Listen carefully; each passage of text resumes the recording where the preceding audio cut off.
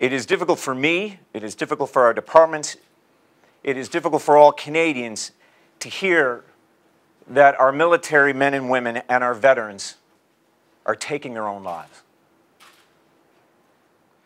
We must do better. And this new joint suicide prevention strategy is a solid step in doing so. It is also about engaging the greater community. We all have a role to play. We all have a role to play in suicide prevention.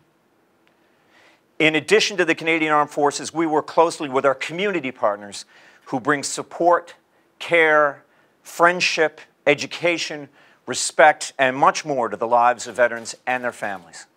I think that what we're faced with now is putting together an effort that allows us to bring a whole bunch of disparate efforts together, 2 departments under the leadership of 2 ministers with a national effort to address what we can to prevent suicide. We want to make certain that mental health becomes as normalized to medicine and to our troops as physical health.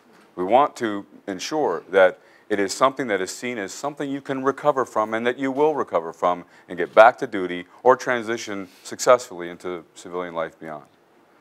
So removing the barriers, removing the stigma. There's no stigma within the chain of command. You don't get fired if you have a mental health issue. You get cared for. And if ultimately you can no longer serve in the armed forces because you're not able to do what the country needs you to do in uniform, you will be transitioned with dignity and care, with ongoing care for life. You know, 1 suicide is too many, 0 is the target. There can be no other number. And no other number is acceptable to us. And I'd rather us be accused of trying and failing than not trying hard enough to get to 0.